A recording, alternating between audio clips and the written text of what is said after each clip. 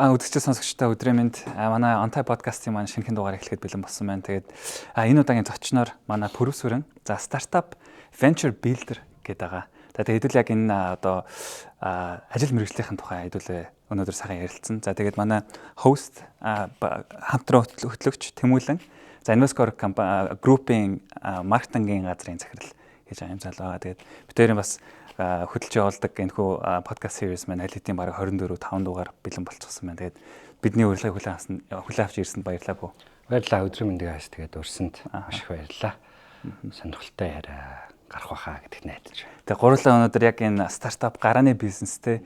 За тэгээд Монголд бол гарааны бизнес гэдэг өөрөө айгүй бас хэцүү асуудал гэж би боддог. Тэгэхээр яг энэ хэцүү асуудлуудын одоо шийдэл болон юу вэ гэдгийг хэдлээ гаргаж ирэхин төлөө өнөөдөр ярилцсан. Тэгээд яг одоо байгаа энэ venture стартап venture builder гэдэг одоо энэ ажил мэргэжлийн талаар яриач те. Яг ямар утгатай юм бэ? Ямар solution юг ямар асуудал байгаад юг шийдээд.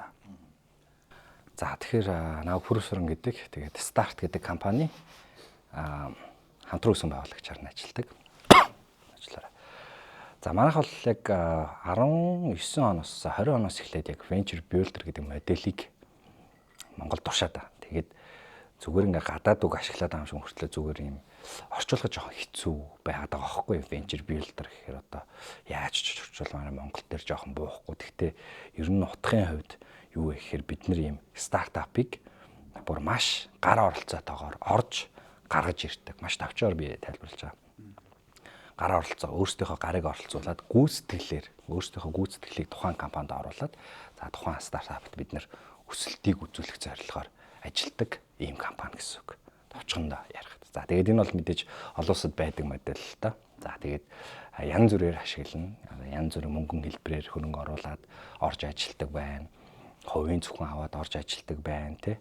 Альсгүй бол зөвхөн төлбөр зүгээр аваад орж ажилдаг л бизнесийн маш олон модель байгаа. Янз бүрээр л ажилдаг. За тэгээд тэрний нэг модель нь буюу бид нар одоо стартапыг маш early stage дээр бүр idea stage буюу санаа төвшөнд нь байхад баг одоо аваад өөрсдийнхөө чадах гүйцэтгэлүүдийг тэр стартап дээр анализ хийгээд за бараг л апдейт маяг юм хийгээд тий апдейт гэж үгээр юм. Тэгэхээр бараг апдейт маяг юм хийгээд бидний хийж чадах зүйл юу байна гэдгийг тухайн стартапаас хараад за тэр ажлуудаа бид нэр гүйцэтгэдэг гэсэн. За тэгээд тэрний одоо чинь хамгийн том ажил нь хөрөнгө босгох, санхүүжилт татах гэдэг жишээ нь ажлууд байдаг. Тэгээд бид нэр өөрсдийнхөө одоо 6-7 стартап дээр маш амжилттай 1-2 удаагийн раундуудыг татаад Монголоосоо татаад ингээд гаргаж исэн.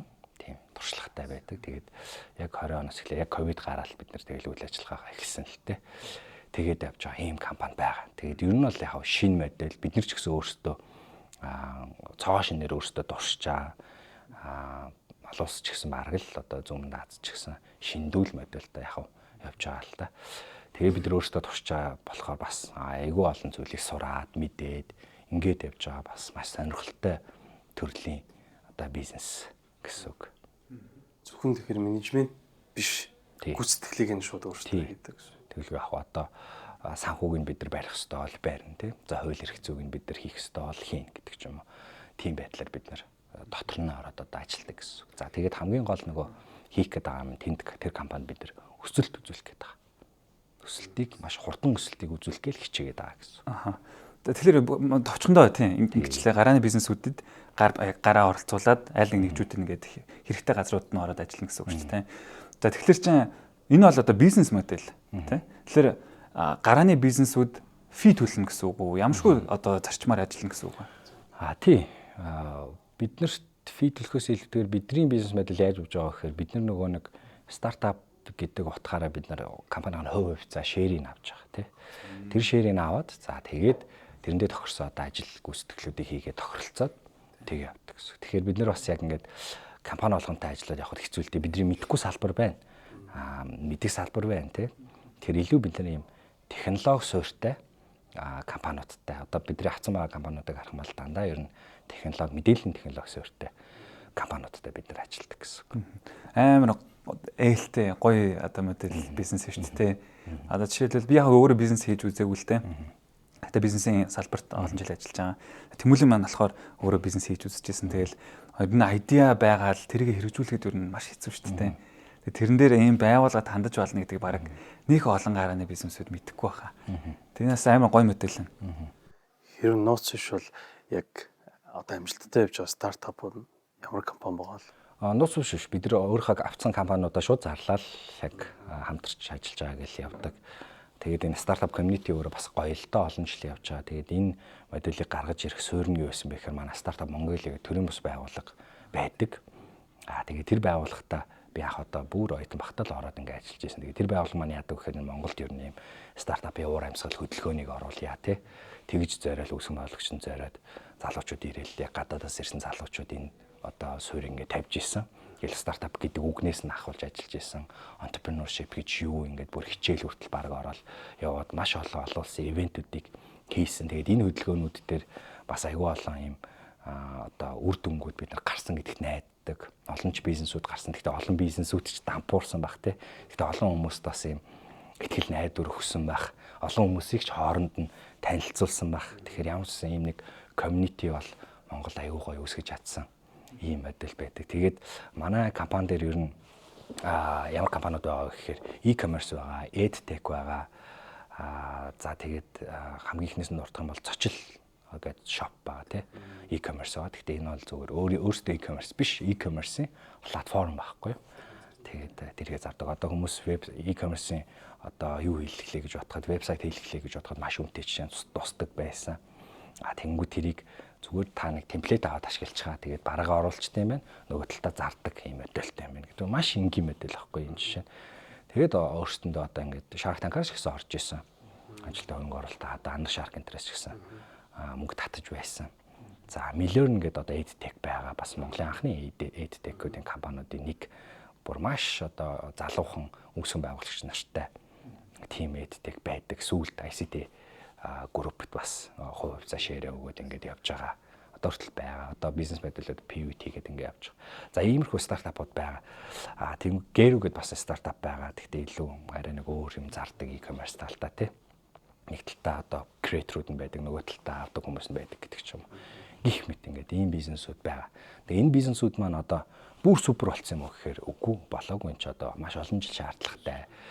Дөнгөж бид нэр одоо магадгүй энэ бизнесүүд маань seed stage дээрээ тий одоо олон улсад ярих юм бол seed stage дээрээ Монголд ярих юм бол яг serious A рүүгээ бас орох гол байгаа л та. Гэхдээ олон улсад харах юм бол нөгөө хэрэглэгчийн тоомооноос шалтгаалаад үнэлгээнээсээ шалтгаалаад ер нь seed stage маягтай явж байгаа гэсэн. Тэгэхээр seed-ээс цаашаа хідэн stage байдаг үлээд тий. Тэгэхээр тэр болгон замналууд руу ингээл явандаа ер нь үүсгэн байгуулагч нь сайн бол хэрэглэгч нь бэлэн байгаа бол бүтээгдэхүүн нь сайн бол цаашдаа яваал байх гэсэн. Мэдээж алдаа тогтолцоод байгаа, амжилттай дэдрийг хэрэглэж байгаа хүмүүс байгаа. Хэрэглээд фейлсэн ч хүмүүс бас байгаа бах тий. Тэгэл бизнес гэдэг чинь өөрөө хатуу шүү дээ тий. Тэгэхээр одоо нэг бид нар яг идэвхтэй үйл ажиллагаатай одоо 6 компани бол байгаа, стартап байгаа. Боёжлтын хугацаанд Монголд ер нь хэр вэ? Олон улсад бол одоо ер нь нэлээд эрчимжүүлээд байна гэж хараад байгаа тий. Стартап ч одоо бараг 2 жилийн дотор бараг up and running болчиход байгаа харагдсан. Манад одоо хэцүү гэж хүмүүс яриад байдаг. Ер нь хэр хугацаа орж байна? За би бол ингэж өөрөө бол ингэж дүнсэн. Сүүлд би ковидын дараа за нэг жил гарангийн өмнө юм да би Zoom-д Азар яг сар явсан л да. Яг бүх ивентүүдэд оролцоод яг нөгөө хуучин ковидын өмнө байсан төвшүүдтэйгээ уулзаад яг стартапын хүмүүстэйгээ уулзаад community leader-уудтэйгээ уулзаад ингээд явсан. Тэгээд ковидын дараа бол ер нь Монгол гэлтгүү ингээд Zoom-д Аз даяараа юм жоохон хайп нь унтсан. Тэгээ хайпер гэж ярьж штэ. Тэгэхээр тэр стартап яг нөгөө ковидын дараа ч ингээл нөгөө coin олон улстай яриа гарч ирэл coin-уудын бүүн болоод NFT гарч ирэл унаал те. Яг тэд нартай адилхан ингээд стартапын хайп бас ер нь харагдсан байсан. Тэр бол Монголд яг одоо ер нь бол харагдаж байгаа. Тэгээд энэ ч өөрөө маш олон зүйлээс шалтгаалаад нөгөө хэцүүгээд байгаа юм чинь маш олон зүйлээс шалтгаалж байгаа байхгүй. Нэгдүгээрт нийт эдийн засгаас одоо шалтгаалж байгаа. Тэгээд эдийн засаг хэцүү байх тусмал хүмүүс илүү одоо safety байдал руугаа тий шилжиж байгаа байхгүй. Тэгэхээр магадгүй одоо бизнес эхлэхжсэн айлуу safety байдлаа бод гэр бүлээ бодоод корпорац руу ордог ч юм уу. За эсвэл гадаад явдаг ч юм уу тий хамгийн safe байдал руугаа орж байгаа. Яг ковидын дараа бол ер нь дэлхийд даяараа тийм уур амьсгал орцсон байсан. Тэгээ ковидаар ч маш олон бизнесүүд дампуурсан. Тэгтээ эсрэгээр бас гоё гарч ирсэн бизнесүүд байгаа. Тэгтээ бас цөөхөн байх гэж бодож байна. Тэгэхээр Монголд бол яг нөгөө хэцүү байгаа гэдэг нь бол маш олон зүйлээс хамаарад тийм зүйл болж байгаа. За боожлтын хугацаа гэж ярьж байгаа. Тэгэхээр бид нар нэг компани ингээл боожороо гэл ингээл нэг юм боожуулдаг компани бол бид нар биш. Яг бид нар яг жинхэнэ бизнес яриад энийг хийх юм уу хийхгүй юм уу гэдэг нэг юм жинхэнэ л бизнес ингээл явагддаг. Бид нар бол одоо өөрсдөө бас нэг venture builder-ийн нэг утгач нөгөө lifetime accelerator байхгүй юу? Бүтэн амьдралын хугацааны хурцсуур хөтөлбөр гэсэн юм хугацаатай бол биш. Тэгээд бид нар яг үндсэн байгаа гүйцэтгэл өдрөө чадхаараа ингээд ороод явдаг гэсэн. Тэгээд тэр модельээс бид нар бас ингээд суралцаан л байна л да. Хугацаатай акселераторууд бол байгаа. Жилийн акселератор, 6 сарын акселератор, Google-ийн 3 сарын акселератор гэдэг ч юм уу те хугацаатай акселераторууд бол байдаг. Бид нар бол нөгөө хувь хувьцаа ширийн нөгөө шууд авч байгаа болохоор манай модель бол ингээд байнга ер нь байж байгаа. Бид нар ер нь exit хийтлээ ингээд ер нь байж гинэ. Чадвал туслаад байж гин. Ихэнх хэсэгтээ бол нэлээд оролцсон. Тэгэхдээ одоо бол манай их компаниуд бүр анх оролцдог шиг оролцгоо жишээ нь байцсан. Одоо тэр компаниуд зарим дээр нь асуудал тулгарсан байгаа. Зарим нь одоо яг хаашаа явахаа шийдэж чадахгүй байгаа гэдэг ч юм уу те. Зарим нь бүр ингээд Монголын бүх харилцагч нартайгаа уулзцаа одоо яах вэ гэдэг жишээ нь сууж байгаа. Эсвэл олон улсынхаа цаашаа яаж гарах вэ гэж сууж байгаа гэдэг нөгөө тэд нар дээр төвшөндөө байгаа болохоор бидний хувьд бол одоохондоо яг шинэ компани авахгүй байгаа. Илүү одоо байгаа компаниуд дээр анализ хийгээл байж байгаа гэсэн. Юу зочноо дайлаагүй шүү дээ. Шууд хэлсэн.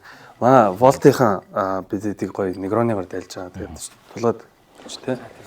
Шууд яриандаа орсон шүү дээ гэдэг. Жон хайпер болчихгоороо. Сая олоос тэгээд ярьж байна. Би нөгөө юг харж ирсэн старт групп дээр Малайз, Сингапурт бас үйл ажиллагаа явуулдаг гэсэн. Тэр яг яаж уялдаж орж байгаа? Хөрөнгө оруулалт тэр бол одоо болцсон байгаа. Бид нэр ковидын өмнө яг гидстэй гоё юм явж ирсэн. Тэгээд яг ковид гараад тэгэл тэр багууд маань зогссон л да яалтч зогссон. Тэр чинь нэгс бүр айгу тийш байнга явдаг болоод тэгээ явж ирсэн. Тэр компаниуд болохоор бид яг манай яг тэр хүрээллийн л найзууд л байсан л да тухайд. Тэгээд яг тухайн өөрсдийнхөө брендингийг өөрчлөөд тэндээ бас яг өөрсдийнхөө моделийг бэхжүүлээд тийм Малайз стартап магадгүй Монголд орж ирнэ. Монгол стартапыг яаж Малайз руу гаргах вэ ч юм уу. Яг тийм модельүүд уг нь яг яриагтай явж ирсэн. Яг билдер чиглэлээрээ юу? Тий, яг билдер чиглэлээр яг тэр брэндээ бид нар яг ингээ Малайз Синга гэд гарч ирсэн байхгүй. Синга энтертэй компани бүртгүүлээ. Гэхдээ ааванда мэдээж тэр ажлууд бас явагдах байх цаг сайхан болохоор уул нь ингээд олон газар одоо юу гэдэг ажиллах хүчтэй тийм байвал яг энэ билдер гэдэг модель бол аим гоё л юм те. Жишээлбэл би ингээ Малайзд бизнес хиймээр байлаа гэхэд одоо старт билдер тэнцээ комьюнити байж байгаа юм бол тийш тэр комьюнити дээр очиод уулзах 10 хэд дахин юу ихгүй те одоо төтөл нөхгүй замаа те. Тэгэл байх. Тэгээ аим гоё модель. Энэ бизнес моделийг энэ одоо инспирэшн гэдэг чинь яагаад ийшээ энийг эхлүүлэх инспирэшн юу байсан бэ? Яг миний нэг азтай юм би айгу багасаа яг энэ комьюнити руу орцсон. Комьюнити гэдэг бол хүрээлтэй. Энэ стартапын хүрээл рүү орцсон.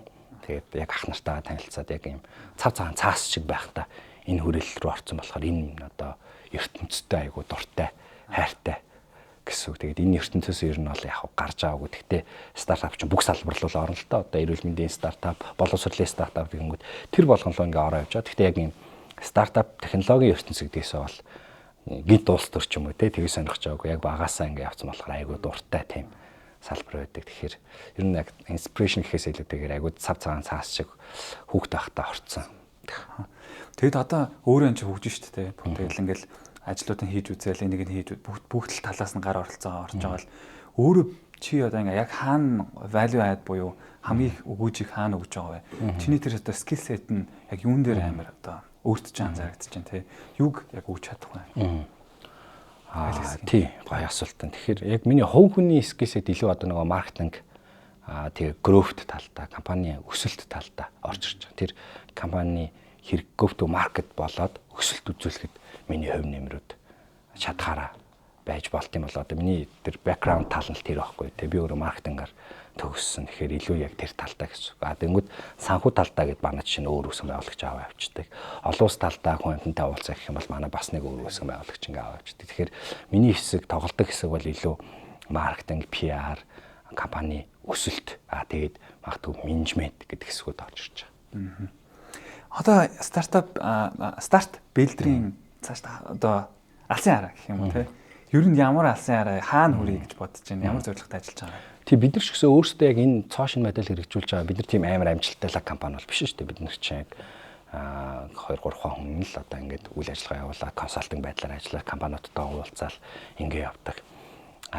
Тийм одоо 40 50 хүнтэй болоод ингээд бүр томрох цаг мэдээж ирэх бах. Тэгээ алсын араа юу гэхээр мэдээж Монголоос маш сайхан стартапыг олон улсад мэдээж гарах, олон улсад гаргана гэдэг чинь олон улс хүлээн зөвшөөрөгдөхүйц одоо бизнес модель, талантыг гаргах гэдэг дотоод хүсэл зорилго бол биднэрт байдаг. Тэгээ тэр л бол одоо манай алсын араа юм да. Бүтээсээ нэг стартап айгуугаа. Энийг бол Монголын бүх л одоо бизнес эрхлэгчид дотроо хүсдэг байх гэж бодож байна. Тэгээ пүү өөрөө яг энэ гарааны бизнесийн стартап community одоо чанагдж байгаа тий. Тэгэхээр одоо миний харж байгаагаар болохоор илүү энэ групп компаниудын шинээр гаргаж ирсэн охин компаниуд л ер нь ингээд нэг юм унчихгүйхэн шиг тий. Одоо яваад байгаа юм шиг надад анзаарагдаад байдаг. Яг ингээд өөрөө махчлаа ингээд бизнес эхлүүлээл гарч ирж байгаа компаниуд төдийл нэг харагдаад мазах зээл дээр харагдаж чаддгүй ч юм уу те. Чамд бас энэ анзаарагддаггүй. Тэгээд энэ дээр ер нь ямар шийдэл байх юм бэ? Тийм учраас юм старт билдер байгаа юм уу? Гэх асуулт төрж байна л та. Зүг. Корпорацийн өөрсдийнх нь стартап одоо манай map дээр хүртэл байдаг л та. Манайх жил болгон одоо Mongolia стартап экосистем map гэдээ гаргадаг. Тэгээд жилдээ 300 гаруй одоо үүсгэн байгуулагч нэг дор цуглаад зүгээр цэвэр нэтворкинг хийдэг. Тэн дээр энэ том үйл ажиллагаа байдаг. Зөвхөн танилцдаг тий. Тэгээ мапаа хараад энэ жилийн map юм болсон байна. Манай лого энд байна, танаа лого энд байна гэдэг тухайн логоо татж аваад өөрсдийнхөө презентацтай оруулаад өөрсдийнхөө пэйж дээрээ тавиад өөрсдөө ингээ промоут хийгээд тий. Ингээ жишээ нь явдаг. Тэгээ тэн дотор нэг хэсэгт нь одоо corporate products гэж жишээ нь байдаг байхгүй тий. Тэгэхээр корпорацуудын гаргасан дижитал бүтээгдэхүүнүүд юу юм гэдэг жишээ нь ордог. Ийм секшн хүртэл байдаг. Тэр тэгэхээр хэлэх гээд байгаа юм. Тэмцэл бол байна. Олоос ч гэсэн зөндөл байдаг шүү. Том компаниуд өөрсдийнхөө жижиг стартапуудыг үүсгээд өөрсдийнхөө экосистемийг үүсгээд явдаг. Энэ бол буруу юм бол ерөөсөө биш. Альсгүй бол нэг амжилттай явж байгаа стартапыг худалдаж авах тохиолдол бол байдаг. Энэ бол аюу гой үзэгдэл боломжтой л үзэгдэл байхгүй. Нөгөө талдаа яг ганцаараа гарч ирж байгаа стартапууд маань явахгүй байна гэдэг бол тэгэл яг бизнесийнхаа зарчмаар л явж байгаа шүү дээ. Тэгээд тэр тухайн хүн маань одоо ганцаараа гарч ирээд амжилттай явж байгаа л тохиолдлууд зөндөл бол байгаа шүү дээ. Тэгэхээр яг тухайн одоо орны тухайн бүсийн эдийн засаг тэр одоо орчин ямар байна. Тэгэл тэндээсээ шалтгаалаад яг л одоо байгууллагын хуулийн дагуу гэдэг шиг бизнесийнхаа хуулийн дагуу л тэгэл явдаг гэсэн үг л дээ. Гэхдээ нэг яг Монголын давуу тал нь гэх юм бол илүү бас боломжтой байдаг шүү гэдэг би бол итгэдэг. Компани бүртгүүлэхэд асуудал алга, хүүхэн үзэл бодлоо илэрхийлэхэд асуудал алга, би ийм компани байгуулж байгаа шүү гэд явахад асуудал алга тий. Дэлгүүр нээхэд асуудал алга магадгүй тий. Ямар одоо шашны том нөлөө байгаад байгаа биш. Улс төрийн асар том нөлөөнүүд байгаад байгаа биш. Ялангуяа технологи манай салбарт тий. Тэгэхээр ийм технологийн ертөнцид одоо өөрийн шин санаагаа гаргаад хэрэгжүүлээд явхад бол ер нь бол маш хэрэгжүүлээтэй сайхан гэсэн үг. Өөртөө хийж чадах юм бол. Тийм хэрэг хийж чадах юм бол. Гэхдээ чаленжууд бол мэдээж байгаа. Одоо жишээ нь Silicon Valley-гийн хажууд бид нар өөрсдөө төсөөлж болохгүй шүү дээ, тий. Тэгэхээр яг тэрнтэй адилхан одоо тухайн улсынхын бүсийнхэн дөрөв нийлсэн шиг чаленжууд бол байгаа. Тэгэл эдрийг бид нэр одоо давах хөстөл үе юм бэлхүү гэж би боддог. Тэгэхээр энийгээ тэгэл бүгдээрээ даваал явах баг. За хоёр би гарааны бизнес эрхэлсэн одоо хүмүүсийн хувьд гэдэг асуухад тий. Мэдээж хамгийн том бэрхшээлүүд гэж асуугдана л хүн болгоно л гэж асуух хүсэж байгаа тийм. Ямар бэрхшээлүүд их тулгартай юм бэ? Тэр тулгарсан асуудлуудыг яаж шийдэж байгаа юм бэ? Яг өөрөө гарч ирж байгаа гарааны бизнесүүд корпорац юм биш шүү тийм. За бэрхшээлүүд бол тухайн салбараас шалтгаалаад олон янз байна. За нийтлэхээр нь авч үзэх юм бол хамгийн том нь одоо Монголд бид нэр юу судалгаа бас хийгээд явдаг л та хүмүүнтэй. Бид нар бас сүүл JICA-тай 100 стартапын судалгаа жишээ нь аваа явсан. За тэгээд энэ дээр жишээ нь хамгийн том орж ирж байгаа бэрхшээлүүд бол одоо хүний нөөцийн бэрхшээл гэж бас орж ирдэг тий. Тэгэхээр хүний нөөц талант тий. Одоо авиаслаг ур чадвартай авиаслаг гэдэг үг тохиромжгүй байж магадгүй байна. За ур чадвартай тий. Ур чадвартай хүний нөөц гэдэг маань дутагдaltaй байна. Хүн олоход хэцүү байна. Доктор суурьтай ажиллах хүмүүс ховор байна тий. Тэгэхээр ийм зүйл бол хамгийн том одоо стартапын чаленж. Стартап гэдэг чинь өөрөө хэсэг бүлэг хүмүүсийн одоо маш тодорхойгүй нөхцөл байдалд үйл ажиллагаа явуулж байгаа хэсэг бүлэг хүмүүсийн нэгдэл гэж тодорхойлдог байхгүй. Тэгэхээр нөгөө хэсэг бүлэг хүмүүс чинь байхгүй болохоор тухайн стартап явахгүй шүү дээ тий. Санаа бол байна уу? Байна. Google-с чи ChatGPT-гээс DeepSeek-гээс топ шилдэг одоо Монголд хэрэгжиж болох үс стартапын санаа өгөөж явах юм бол чанд ингэж ихсаага гаргаад өгнө. Тэгтээ тэр чинь хүн хийх байхгүй тий. Тэгэхээр тэр хийх хүний одоо нөөц бололцоо хайгаад олоход тохиромжтой ч юм уу тий санал нийлэх тэр хүний бололцоо нь мэдээж энэ цаг үед бага байгаа. Багассаад байгаа байх. Яагаад гэвэл эргээл яг нөгөө түрүүний ярьсан яг эдийн засгтайгаа холбоотой ковид магадгүй гарсантай холбоотойгоо дэлхийн улс орны чиглэлтэй холбоотой тий магадгүй түрүүний ярьсан нөгөө хайптай холбоотой за стартап дими юм байна бүгдээрээ гой сайхан корпораца илүү safety модель хөгөөд явъя гэдэг ч юм уу тийм дагааж байгаа хүмүүс ч өсөл зорилгоор л явна шүү дээ. Тэгэхээр олон зүйлээс шалтгаалаад хүний нөөц гэдэг зүйл бол угаасаа бүх салбарт дутагдaltaй байгаа. Энийг бүгд ч хүлээн зөвшөөрч байгаа. Бүгд ч нүдэн дээр нь ил харагдаж байгаа. Тэгэхээр хамгийн том одоо шалтгаануудын нэг нь бол энэ. Яг энийг харахаар надад нэг юм санагдаад байдаг. Бид фрилансинг модель руу стартапыг бүтэн шилжүүлэх боломжтой юу?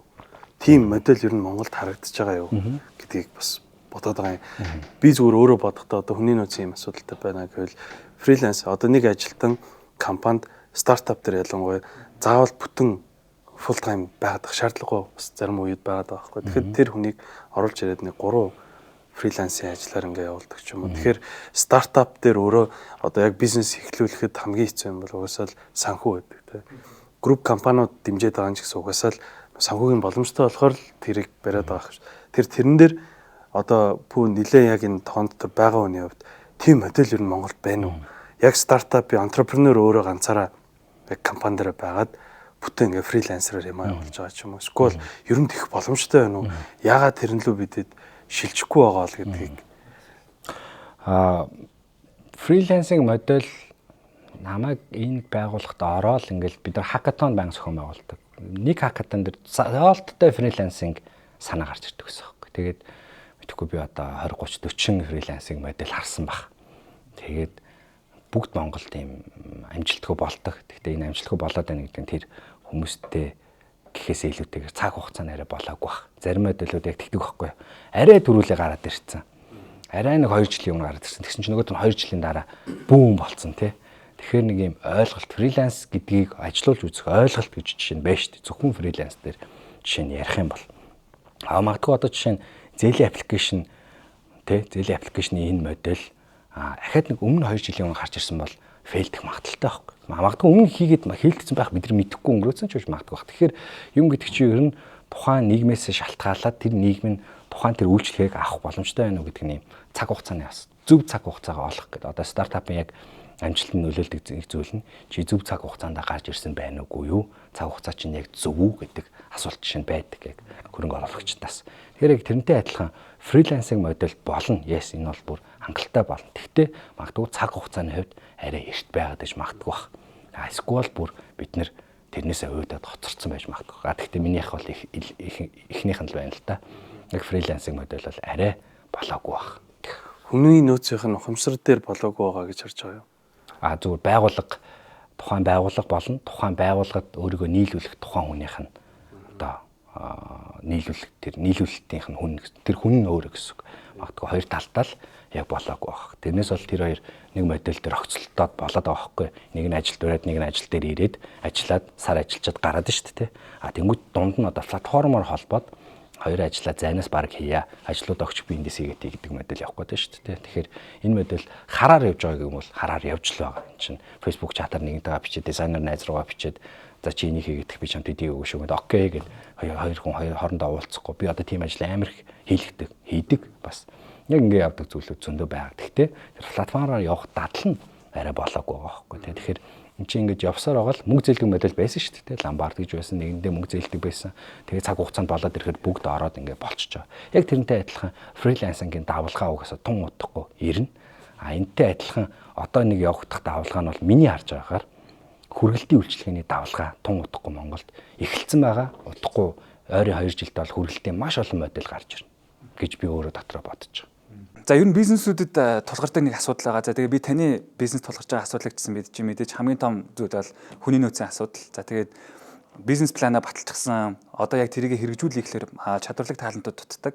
Тэгэхээр Mongolia Talent Network болохоор хамгийн том дата баазтай 30 мянган CV дата бааз байгаагаас Mongolia Talent Network-ийн чадварлаг рекрутерүүд таны энэ бизнес планыг амьдруулахад тус болно гэдэгт би итгэлтэй байна. Тэгэхээр Mongolia Talent Network-тэй холбогдоорой. Powered by Mongolia Talent Network. We focus on you. Зүгээр яг саяных дээр нэмэхэд аль улсын би марччихээ. Гэхдээ моолууд нь хоосон болсон гэдэг. Юус ингэ моолд хүн байхгүй болсон. Тэгээ моолд нь байдаг хүмүүс яг юм мэдрэл муутай хүмүүс шиг байдаг. Тэрний юу гэсэн контент креатор гэдэг нэ. Юус ингэ нэг дандаа бичлэг хийгээл явж байгаа хүн байдаг болохоос биш. Яг ийм физикал дэлгүүр рүү орхоо болсон. Тэгээд одоо яг тэр давлгаа яг эхэлсэн ч гэсэн манад бол ингээл моолууд дээр дандаа л хүмүүс дэлгүүрээр ороод явж байдаг те. Тэр одоо орж ирж байгаа.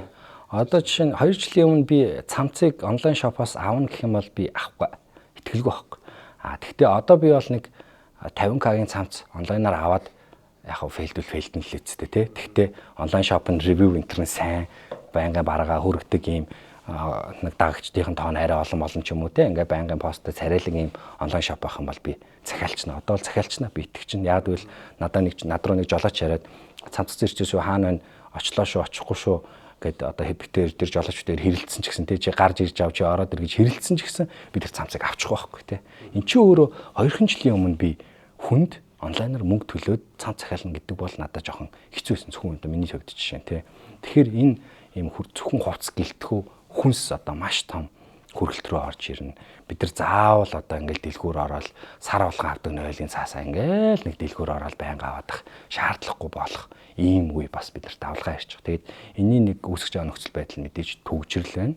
Хүмүүс илүү цаг хугацаанд одоо үн цэнтэй илүү ханддаг болно. Яг л бид нар чинь метро лайф руу одоо баг нэлээд ороод байгаа байхгүй тий. Энд чинь маш олон маш жижиг хотод маш олон хүн амьдарч байгаа гэдэг чинь юм хотын завгүй амьдралын ертөнцид орсон биш. Тэгэхээр хүн завгүй болоод ирэхээр хамгийн үн цэнтэй зүйлүүдтэй л цагаа зарцуулж эхэлнэ гэсэн үг байхгүй. Тэгэхээр тэр дэлгүүрлөө нэг өдөр явах тий. Зах ороо цаахан хувцас углуулах сайхан шүү дээ тий. Гэхдээ одоо зах руу яваад төгжрөн заа гэл ингээл бодохоор бид нар илүү үн цэнтэй зүйл рүүгээ орж байгаа байхгүй. Хоолн дээр та нар ажиг 90 тойрны ажиллаж байгаа бол 2 жилийн өмнөхөөс бид нар илүү хоол захиалдаг болсон байна. Би энэ 100 жилингаа би юунаас хоол үргэлтээр би хоол авсан. Яг тэгвэл 100 төгжрэлгүй хүмүүс мопедтэй хөрөгдөг 30 минутын дотор хоол ирж байна гэдэг чинь гоё аахгүй тий. Nice. Саяны тэр энэ давлгаа л угаасаа яг ирж байгаа гэж бодчихсан. Яг гоё. Энийн өмнө гэхдээ саяны тэр фриланс ажилч миний бодлоор бол хүний нөөцийн арай болоогүй юм бол би зүгээр харж байсан. Ганцаараа захирал ярьж байгаа нөгөө KPI тэгээ цаг бүртгүүлээд сурцсан ийм нийгэм шүү дээ. Яг одоо муухай сонсготой болоо мэдхгүй. Гэхдээ зүгээр яг үйлдвэрчин анги бэлддэг энэ нийгэмд бид амьдраад байгаа шүү дээ, тий. Сайн сурсан хүүхдүүд нь том болоод одоо мууж сурж исэн хүүхдүүд нь том болоод захирал болдог. Ингээд юу бэлдээд байна сургууль гэдэг нь хүртэл өөрөө юм нэг ажилтаа ангийг бэлдэж байгаа. Үйлдвэрчтэн энэ индастриал үеийг бидэд туулж байгаа. Тэнгүүд одоо зүгээр миний хараад фриланс руу шилжиж гингүүд хүмүүс тэр нэг юм заавал нэг цаг бүртгүүлдэг, нэг офс дээр очдог, суудаг, нэг хүнээс яг ингээчээ гэж хэлүүлж хийдэг энэ юунаасаа өөрсдийн юм чөлөө сэтгэлгээгээр хариуцлагатай ажиллах тэр юм дээр болоогүй болоод энэ фейлдэд байна гэж би зүгээр харж байна. Энэ бүгийн үд юу гэж бодож байна? Тий, олон салбарт ч тийм юм байгаа бах. Гэхдээ зүгээр фриланс аваа явж байгаа ч салбарууд баг-багаар гарч ирж байгаа гэж бодож байна. Тэгэхээр би эргэл яг төрөнийхөө асуулт хариултыг хэлмээр байна л да. Энэ баг-багаар л ороод тэгэл нэг давалгаан нэрх юм бол сайхан зохигдол гарч ирэх зүйл байх гэж бодож байна. Тэгээд одоо жишээ нь та нар ажилласан бол ковидын дараа бид нэр онлайн хурлыг асуудалгүйдэг болсон шүү дээ. Тэ? Нэг нь зайсантай офистай, нэг нь төвд офистай. Хоёулаа заавал уулзах гэдэг өстэй. Тэгсэн чинь хөө линк шийдчих хоёул калкулт ч гэдэг болсон байхгүй. Энэ одоо жишээ нь ковидын өмнө байсан бол бид нэр юм кол мал явуулсан гэлдэг шүү дээ. Тэгсэн чинь ковид бидрийг тийм сургацсан байхгүй. Энийг асуудалгүй хүлээж авахд сургацсан. Тэгэхээр биднэрт нэм нэг том магадгүй ахад нэг ковид гарч ирэх гэх юм ч одоо хайшин тий. Тэр нэг юм чаленж нь ирээл ахаар тэгэл бид нар тэрийг шийдэл угаасаа гарч ирэх байх. Тэгэхээр тэрний чаленжууд нь тулгараалаа. Тэгэл шийдэгдээл ардаасаа. Чаленжууд нь гарч ирэх тусамд л ардаас нь шүүрдэж байгаа юм шиг цэвэрлэгдээл шийдлүүд нь гарч ирээлээд байгаа байхгүй. Ер нь тэгэхээр яг тэр давлгаа утахгүй байх. Яг тэр хөргөлттэй ярьсан шиг. Nice. Манайхыг үзэж байгаа үзэгчд маань нэлээ их нь бас яг нэг юм өөрсдийн бизнесээ нээчих юмсан.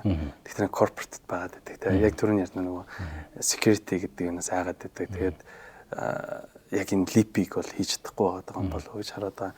Энэ дээр пүү өөрөө яг энэ стартап тоонд одоо чанагдж байгаа гэдгээр ер нь entrepreneur гэдэг энэ ойлголтыг те тэр дотроо бүр яг энэ Монголд entrepreneur гэдэг нь яг юу юм бэ? Тэгээд зан төлөвийн хувьд ч юм уу одоо ингэ ажиглагдаж байгаа шүү дээ. За энэ хүн бол бараг л entrepreneur болохгүй гэж харагддаг хүмүүс байдаг. Тэр нь яг ямар хүмүүс байдаг? Нөгөө талаас яг энэ Монголд байгаа entrepreneur-уудын нийтлэг алдаад байгаа энэ алдаа нь яг юу вэ? Зөв.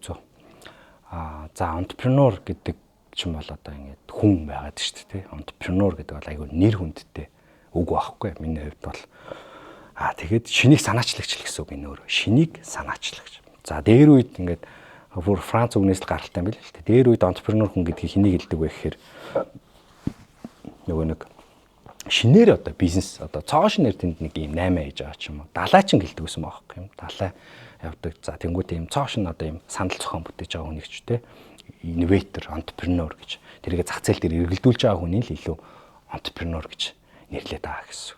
Тэгээд entrepreneur-удад амжилттай entrepreneur-удад байдаг одоо нэг зан чанар нь юу байвэ? Тэгээ юу байх ёстой вэ гэхээр full time байх ёстой гэж л. Энийг хөрөнгө оруулагч ч гэсэн асуудаг. Кинонууд дээр ч гэсэн гардаг. Хүүхдийн кинон дээр ч гардаг.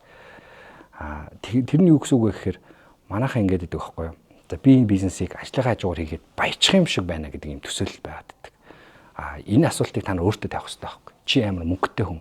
Надаа ингэж за би тэр бом. За би надаа нэг 2 тэрбум байна. Тэгээ би энийг эргэлдүүлмээр байна. Тэнгүүт нэг залуу энэ санаа яриа ороод ирлээ. 200 сая өгчих гинэ. 2 тэрбумаас би 200 сая өгөхөд бол гайгүй шүү дээ надад эрсдэл багтай. Тэнгүүт би 200 сая өгөхдөө би асуулт асууна үстэй. Наадах чи хин их юм бэ гэдгсэн чинь би бүтэн цагаар өөр газар ажилт ийм ажил хийд юм аа. Гэхдээ би эндээ нэг орой суугаад ажиллах баха гэдэх юм бол тэр чи 200 сая өгөх үү гэдэнгүүт өгөхгүй гэж. Тэгвэл чи яагаад хүнээс мөнгө ингээ асуугаад одоо өгөхгүй байх гэд гомдлоод байгаа юм бэ гэж шинэ эргээд асууж болж байгаа байхгүй. Тэгэхээр ер нь entrepreneur хүн гэдэг бол бүтэн цагийн хүнийг л одоо бүтэн цагаар тухайн бизнесээ хийж байгаа хүнийг л баг хинжний шатанда ярьж байгаа шөхний шатанда entrepreneur гэж нэрлэдэг байгаа байхгүй. Тэгвэл entrepreneur болох гэж бити яар тийм үү? Энэ бизнес гэдэг чинь өөрөө маш хатуу байхгүй. Урлагийн амьдрал хатуу гэж ярьдагтай адилхан.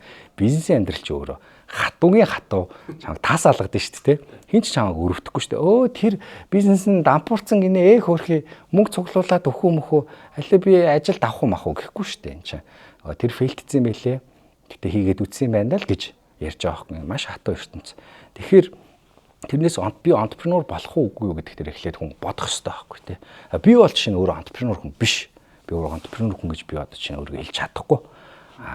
Би магадгүй ингээ жоохон одоо миний одоо стартапад амжилттай явдаг ч юм уу манай стартап амжилттай байгаад ингээ яваад эхлэх юм бол би магадгүй өөрөө entrepreneur serious entrepreneur гэдээ яриад тавьчих болох ба. За магадгүй одоо баяр сайхан ах бол чинь entrepreneur тий. 2-3 стартапаас exit хийгээд ингээ амжилтны нүдэн дээр шүү дээ exit хийгээд өөрөө компани дараагийн стартап ингээ үүсгэн байгуулад идэг чинь ингээд serious одоо serial entrepreneur ахгүй тий. Serial entrepreneur гэж жишээ нэрлэгдэж байгаа. Тэгэхээр хүн одоо тийм хүн болох уугүй юу гэдэг эхлээл өөрөө аягүй сайн шийдвэр гаргах хэрэгтэй. Тэрний хамгийн ихний шалгуур нь чи наатхандаа 100% сэтгэл зүрхээс зарцуулаад бүтэн цагаар ажиллаж чадах юм уу гэдэг хамгийн энгийн одоо ихний хөрөнгө оруулагчийн шаардлага байдаг. Тэгэхээр тэгж чадахгүй бол төр байжээ. Тэгвэл тийм болтлоо магадгүй чи өөрөө эхлээд жоохон ажиллаад үзэх гэж бас зөвлөнө л дөө. Ажлынхаа хажуугаар зүгээр ихтэй прототипа хийчих. Эхлээ орой нэг 3 өдөр шөнө суучих те. Эхний жил ингээд орой болгон чи илүү цагаар суугаад нэг бит баригдах бүтээгдэхүүнээ гаргаад тэр. Тэг хэрэглүүлээд үз. Энэ бол хагмаа safety модель байгаа байхгүй. Ажлаасаа гараагүй. Тэгтээ өөрөө хүсэж байгаа болохоор тэрийг хүсэл дээрээ үндэслээд хийц. Тэгээд эхний модельоо зах зээл дээр гаргаа үзүүлсэн чинь хаанц 2 хүн хэрэглээд байна. Болох юм шиг байна. Тэгээд 100 хүн хэрэглүүлэхийн тулд чи заавал бүтэн цагаар гарах шаардлага ихэнхдээ гарч байгаа байхгүй тэр бизнес модель дээр. Тэнгүү тэр үед магадгүй бүх юма төлөвлөөд гарч жишээ болж байгаа. Тэгэхээр би бол хүмүүсийг чи шууд ажиллаа хаяад бизнесээ хий гэдэг зөвлөгөөг би бол хүнд өгч хизээч чадахгүй. Энэ бол аюу хэцүү. Магадгүй нэг хэдэн жилийн өмнө би хэлтгэл байсан байх л та. Одоо бол би тэгж хэлж бол. Үнэхээр чадахгүй эн чинь эдийн засаг нь өөрөө ямар байгаа вэ? Хүний нөөц нь ямар байгаа вэ? Тэгтээ үнэхээр чамд лаг санаа, үнэхээр өвмөц тэр бусдаас ялгарах чи үнэхээр тэрэндээ амар ажиллаж чаднаа л гэж бодож байгаа юм бол үнэхээр чи өөрөө тийм гэж бодож байгаа юм бол тэрийг одоо гараад хийх л ёстой баг.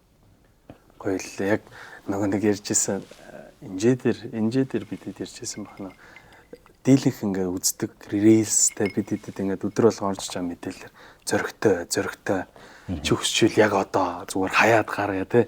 Яг нь би яг тэрнээс болж нэг удаа бол баг бүх юм хаяа бизнес эхлүүлжсэн байхгүй тий. Би зүгээр дараа нь одоо яг энийг бас үзэж байгаа хүмүүс дандаа ингээл зөрөгтэй чи өөрөө л чадна гэж бодож байвал гар гэдэг энэ юу бол бас гүн байлээ шүү гэдгийг бас сая хэлж л байх хэрэгтэй юм лээ. Сайн тооцоолоо. Тэгээд туршаад үз тэ. Үндэ зүгээр ажил энэ safety юугаа байлгаж жагаад хажууд нь нэг прототип юм уу нэг юм туршилтаа хийгээд тэгээд тэр нь явж ивэл зүйл ингээд шилжих ч юм уу тэ. Эсвэл өөрөө ажиллаж байгаа газар зарлал та тийм үү те. Эсвэл тэр корпорацийнхаа нэг гэлтэс болгоод өөрөө гаралтай юм чи айгүй гоё чөлөөт дэнсэгтэй сайхан. Validation гэдэг юм ийг л айгүй чухалчилж ярьж байна те. Одоо нөгөө нэг баталгаажуулж чинь шүү дээ те. Энд чинь өөрийнхөө ID-аг баталгаажуулж чинь гэж байгаа байхгүй те. Тэгээд сайн нэг ном уншиж чад don't show me your ideas гэж байгаа те. Чи idea надад битүү үзвэл show me your portfolio гэж те. Яг юу ингээд гарт баригдах юм юу байгаа те. Ханд дарагдах юм юу гэдэг юм илүүрээс яриад байгаа. Тэгэхээр шинэ бизнес эхэлж ивэл нэг team одоо санаагаа гаргацсан байдал тэрийг гаргаж харуулах юм аа бүтээх одоо баталгаажуулах юм аа гэхдээ хийцэн байх хэрэгтэй юм байна те. Би яагаад энийг яриад байгаа гэхээр одоо санхүүжилт гэдэг асуудал руугаас ороод эхэллээ л те. За одоо бизнесүүд тэгэл тулгардаг асуудалд мэдээ санхүүжилт тулгарна. За хэвээ идеа хийгээ гаргаад ирсэн байна. 100 хүн хэрэглээд үзсэн нь 95 нь гоё хичлээ. Тэгвэл энэ бүтээгдэхүүнд бүтэн авах юм байна. Одоо санхүүжилт босох хэрэгтэй байна. Let's go. Яг санхүүжилт хэцүү гэж яриад байдаг. Гэхдээ яг ингээ гараад санхүүжилт хайх юм бол байдаг байхгүй юу? Мөнгөтэй хүмүүс байгаа шүү дээ. Кэштэй хүмүүс зөндөө байдаг байхгүй юу? Санхүүжилт хэцүү болдгоогийн шалтгаан бас яг эсрэгээрээ нөгөө нэг санаа танилцуулж байгаа хүндээ бас асуудлууд байдаг. Зөв хүний олж уулзаагүй асуудлууд байдаг. Тэрнээс бол яг эргэн тойронд 200 сая өгчих 300 саяар энжил болоод ороод ирэх хүн байждаг байхгүй. Тэгвэл яг үнэхээр тэр хүнийг итгэл даах үз чи бизнесээ авч явах юм уу? Авч явах төлөвлөгөө чинь байгаа мó гэдэг асуулт байдаг. Яг олон улстай харьцуулах юм бол манай санхүүжилт бол жоохон л чавс жижигхэн манай төгрөгийн анш чи өөрөө доллар эсрэг айгу бага болохоор бид нар санхүүжилт одоо ингээд олон улстай ингээд өрсөлдөхөр айгу бага байгаад байдаг. Тэгэхээр мэдээж тийм асуудлууд бол байгаа. Эсрэгээр бид нар санхүүжилт авах гэж байгаа бол би санхүүжилт баг байгаа шүү. Эргэн тойрон чинь байдэн шүү гэж би хэлмээр. Уламжлалт бизнестэй ах нарын одоо магадгүй зүгээр юм насжилтыг харах юм бол уламжлалт бизнесээ хийгээд кэш одоо энэ цугларсан хүмүүс маш их байдаг. Тэрүүгээрээ одоо дэсрэлт хийсэн бизнес руу орё гэсэн сонирхолтой хүмүүс зөндөө байдаг байхгүй тий. Тэгэхээр гэрийн даалгавраа сайн хэрэгтэй. Тэр би чиж байгаа хүн маань. За гэрийн даалгавар дотор нь юу орох вэ гэхээр түрүүний ярьсан баталгаажуул, validation орчоо. Бизнес модель гэдэг зүйл орчоо. Бизнес модель гэдэг дээр маш олон зүйл ярина. Хэрэглэгч чинь хийн. Unique одоо тийм value нь юу юм те? Ямар суугаар хинд яаж хүрээд ямар бизнес модельор чи мөнгө олох юм бэ гэдэг асуулт байхгүй. Тэгэнгүүт бизнес модель чинь өрмөц сүйжиж чи мөнгө олдог гэж. За энэ дээр Netflix-ийн жишээ маш их яригддаг. Netflix-ийн бизнес модель юу вэ гэхээр кино зардаг бизнес модель. Кино бид нар прокаталдаг байсан те. Нэг би бүх сургалтаар сүүлийн 10 жил орсон. Тэгэхээр намайг мэддэг хүмүүс бол нэг энэ түүхийг бол бүгдээрээ мэднэ. Маш олон хүмүүс сургалтын нэрээ ярьдаг. Тэр бизнес модель. Netflix-ийн тэнгүүт өвөрмөц бизнес модель нь юу вэ гэхээр чи ингээд маш олон киног сар үзчих. Бид нар кино болгон дээр чинь чарчлахгүй. Зүгээр бид нар сард $8 өгч. Бидний оруулсан киног чи үзээл. Тэгээ сар болгон бид нар автоматар мөнгө чинь татна шүү гэдэг ч юм те. Subscription бизнес модельтэй гэж байгаа байхгүй.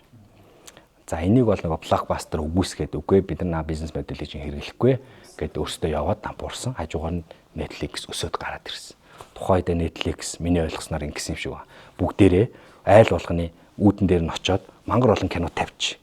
Энийг тэр хүн тэр сард үзнэ. Тэгтээ сар болгон мөнгө оройл гэсэн юм шиг байна. Тэгсэн чинь нөгөөдөл нь гүйгүй кино парката ажиллуулъя. Наа модель чинь ажиллахгүй гэсэн юм шиг. Тэгсэн чинь нөгөөдөл нь одоо тэрийг нь ажиллуулаа явсан ч юм уу мэдэхгүй те. Тэгээ зүгээр миний хэлэх гээд байгаа юм нь өвөрмөц бизнес модельтэй байх хэрэгтэй. Таксины үйлчилгээ байлаа гэж бодъё. Хүргэлтийн үйлчилгээ байлаа гэж бодъё. Мөнгө олох арга нь тэр чинь олон талаас авч болж байгаа. Жолоочоос нь мөнгө авах юм уу? Хэрэглэгчээс нь мөнгө авах юм уу? Явсан километрээс нь мөнгө авах юм уу гэд.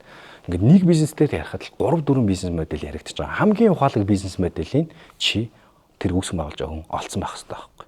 Тэгэхээр entrepreneur хүн гэдэг чинь ухаантай хүнийг хэлэх гээд байгаа. Юмны ухааныг олдог, тэрний зөвүүн бизнес санааг олдог, хүний хараагүй юмыг харж чаддаг хүнийг entrepreneur гэдэг байгаа байхгүй. Жоохон шүүмжлэхэд манай эсрэгээрээ нөгөө талдаа бизнесүүд маань ингээд нөгөө хөрөнгө оруулагчтай ингээд жоохон өрөвдүүлэх гээд байгаа юм шиг. Тэр хөрөнгө оруулагчаас ингээд ажил хүсэж байгаа юм шиг тий. Тэр хөрөнгө оруулагч чинь чамд мөнгөийг өгөөд бизнес чинь бүүстлэгдэх ёстой байтал чи манай бизнес байдлыг дэмжсэнгүү, манай энийг ингэссэнгүү гэдээ яваад ах чи өөр утгагүй байхгүй. Тэр мөнгөтэй хүн чинь тэр мөнгөө одоо 15 нуглаад авъя. Тэгвэл би эрсдлээ мэдэж байна гэж орж байгаа асуудал байгаа шүү дээ. Тэгэхээр бизнес гэдэг чинь эргээд хатуу. Бизнес гэдэг чинь одоо ээж авдаа эрхэлж байгаа юм шиг асуудал ерөөсөө биш. Ялангуяа стартапын бизнес ертөнцийн ч өөрөө бүр хатуу болох ч юм байж болохгүй болохгүй ч юм магадгүй. Гэхдээ хамгийн гоё нь чи хүсэж байгаа юм аа хийж байгаа гэдэг дээр оршиж байгаа байхгүй. Хүн хүсэж байгаа юм аа хийж байхдаа яа дээ 100% өөрийгөө дайчилдаг, 200% өөрийгөө дайчилдаг. Тэр лаг бизнес моделийг олох гэж хэдэн өдөрч нойргүй, хоолгүй явж чаддаг. Тэнгүүт чинь тэр хүнийг хараад нөгөө хөрөнгө оруулагч чинь энэ чадхаар залуу юм байна гэж бодно шүү дээ, тий. Ямар ч байсан учрыг олох юм байна гэж боддог. Тэгээ өгч шинэ хөрөнгө оруулдаг. Тэгэхээр тэр бизнес модель гэдэг зүйлээ маш сайн гаргаж ирэх хэрэгтэй. Өрөмц бизнес моделийг санаанаасаа илүүтэйгээр олох хэрэгтэй. Санаа бол хог нэгээрээ, санаа бол дүүрэн байна. Гадаад явж байгаа бид нар санаагч оруулж ирж болно. Гол нь Монголд ирээд ажиллахдаа ямар бизнес моделээр ажиллах вэ гэдэг нь маш сонирн байхгүй тий. Одоо санхүүжилт ярьж байгаа дээр ер нь дунджаар Монголд стартап хэдэн төгрөгөөр босох боломжтой харагдаж байгаа вэ? Салбараасаа шалтгаалаад мэдээж тэр юу бол тий шал ондоо өөр байгаа. За жишээ нь олон улсууд бол ер нь angel investor стартап руу хэдэн төгрөгөөр ордог гэхээр нэг $500,000-оос $1 сая тухайн стартап руу хөрөнгө оруулдаг.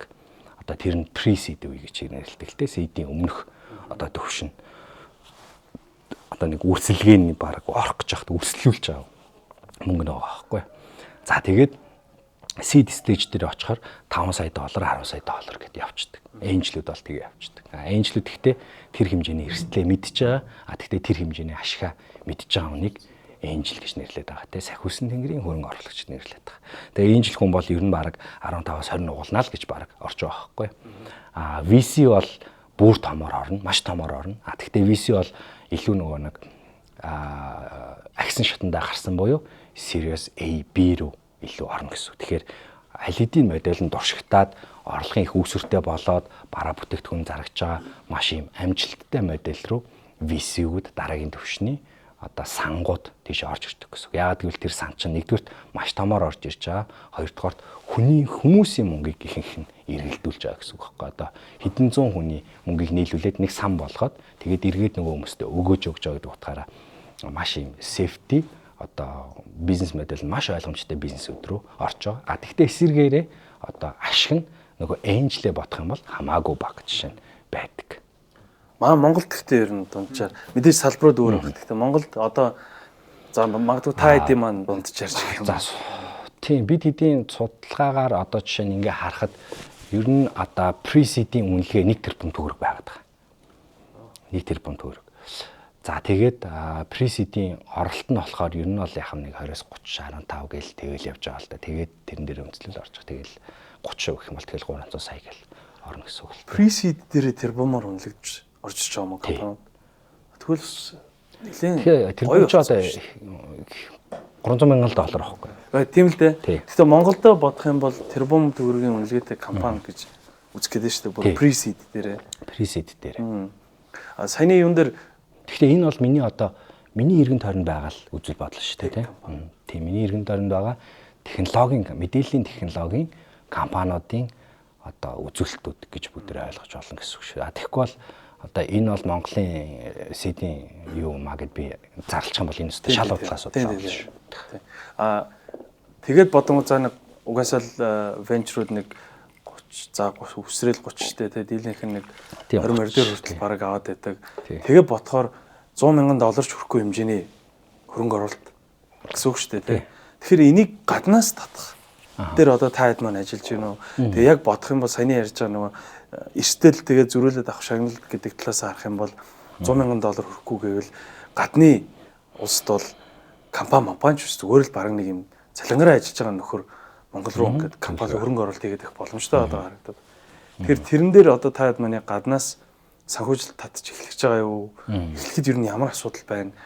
Мэдээж эдийн засаг Монголдо жижигхэн гэж байгаа. Гэхдээ та эдийн маань хийж байгаа бизнес дийлэнх нь мэдээлэл технологи гэхээр экспортлох зорилготой гэж хараад байна те. Тэгэхээр гадны хөрөнгө оруулагчид бол яг ингээ сонирхон, үзэн, харна, судлан тий. Тэгэл голох мянган шалтгаан гарна. Янз бүрэлтэй тэгээд тухайн хүмүүсээс шалтгаална. Ер нь бол энжлүүд, гадны энжлүүд бидрийг чи одоо гадны энжл байлаа гэж бод тий. Тэгэнгүүт жишээ нь Монголд 3 сая хүн амтай явуулж байгаа нэг юм стартапыг сонгох уу, эсвэл Израильд нэг бодоо олох гэж байгаа стартапыг сонгох уу гэдэг жишээ нь. Тэр хүн сонголт байгаа байхгүй гадны хүмүүст жишээ нь. Тэгэхээр энэ сонголтоос шалтгаалал гээл оруулна оруулахгүй гэл явдаг. За Монголд бол энжлээс авсан тохиолдлууд бол мэдээж зөндөө байлдаг, болдог. Тэр бол би болохгүй гэж хэлж хэлэхгүй болдог чи зөв хүнээ уулзаад гэрийн даалгавраа сайн хийгээд сайн үйлдэлж чадах юм бол чи гадны энжлээс хөрөнгө оруулалт авах боломж бол зөндөө байгаа. Гадны сангаас ч гэсэн авах боломж байгаа. Тэгэхдээ хамгийн гол нь тэр ажлуудаа л яг тэр олон улсын тэр Израилийн стартапуудтай жишигтгүүц хэмжээний одоо тэр бизнес план, тэр бизнес төлөвлөгөө, дуршилт, валидашн гаргацсан байх юм бол ямар ч асуудалгүй л гэсэн. Тэгээ бид нар бол газруудтай уулзаад нэлийн коннекшн бол бид байгаа л да. Зөв ялангуяа зөв өмнөд Азар бид нар яг бид нар өөрсдөн шиг адилхан тухайн бүстэй яг стартапуудтайгаа ажилладаг тийм газрууд бол байгаа. Тэр чинь яг бид нартай адилхан ингээл тухайн бүсийнхаа нэтворкийг ингээд мэдээд явж байгаа байхгүй. Тэгэхээр тэр хүмүүстэй мэдээж ингээл холбогдоод уулзуулаад пич хийлгэж бид нар болно. Тэгээ зөндөөч гэсэн пич хийлгээлж бас явдаг. Гэхдээ одоогоор бол яг тийм өмцөм гусцсан одоо амжилт бол бид нарт алгалтай. Гэхдээ явандаа бол тэгэл мэдээж бас гараад явахыг бол мэдээж үгүйсэхгүй. Тэр айгүй гоё асуудал гараад ирлээ. Ингээд энэ угаасаа асуулт үүсэх асуудал байхгүй тий. Тэр хэлж чинь Израиль дахь одоо тэр стартап 20-30 дахин одоо ашгаа нөхөж одоо өгөөж өгөх боломжтой бизнес модель те. Яг л мэдгүй зах зээл нь илүү open олон улстай холбоотой гэдэг ч юм уу те. За Монголын зах зээл 3 сая одоо яг adult consumer нь хэдэн сая ч байгаа те. Тэгэхээр ийм жижигхэн зах зээл дээр 20-30 нугарах бизнес байж чадах уу? Тэ нэгдүгээр зүйлтэй. Хэцүү те. Яг тоогоо одоо бид нар тоогоо л харах гэсэн Монголоос unicorn гарцсан байна уу гэхээр гараагүй байна те. Тэгэхээр тэрийгэл бид нар яг тоон үзүүлэлтүүдэд харах хэрэгтэй. Тийм. Тэнгүүд ингээд ялч жоохон харагдчих шүү дээ. Энд чинь угаасаа ийм байна гэдэг нөхцөл байдал. За тэнгүүд гарааны бизнес гэдэг ойлголтыг хэдүүлээд бизнес эрхлэгчд гэдэг ойлголт. Монголд амар хөвшмөл байх ёстой юу? Эсвэл те яг ингээд том корпорациуд нь ингээд хүчтэй гарч ирж гадагшаа гарах ёстой юу? Айсгууд амар олон гарааны бизнесүүд ингээд энтент хүчтэй байх ёстой юу? Таарын зүгээр бодол. Надад болохоор ингээд нэг юм юу үүсчихэд байна л да. Клашлчаад байна л да. Нэг бол гарааны бизнесийг амар дэмжих хэрэгтэй. Хөрөнгө оруулалт амар татчих хэрэгтэй. Таанд хөрөнгө оруулалт нугаас орж ирэхгүй. Яг бол скейл өсөхгүй юм чинь. Тэгэхээр энэ ингээ корпорац руу хангах хэрэгтэй юм уу? Эсвэл гарааны бизнес яах хэрэгтэй. За энэ дээр ийм хариулт. Бидний хийж чадах хамгийн цор ганц зүйл бол бид нар тамаш таатай орчныг бүрдүүлэх хэрэгтэй.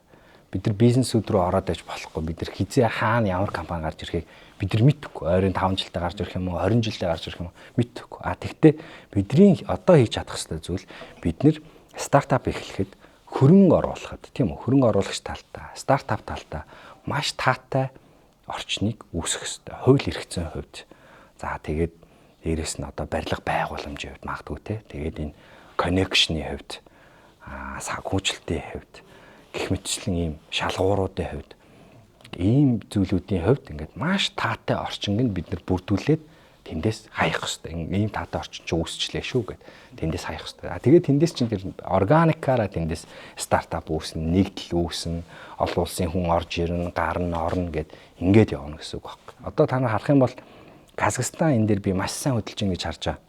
Казахстан өөрсдөө бид нар ингээд ийм Төв Азийн ер нь ийм хаб болно л гэж баг дайраад шүү дээ тий. Тэгээд бүтэн хот мотоо өөрчлөл тэр чинь нэлээдэн жилийн өмнө өөрчлөсөн байсан баг. Тэнгүүтээ Google-ийн акселераторуудыг магадгүй оруулж ирээл тэгэл 90 тойрныхоо орнуудын станы орнуудын стартапуудыг дуудаал акселераторт ороод ирээ. Манайх ингээд санхүүжилтээр дэмжийа тий.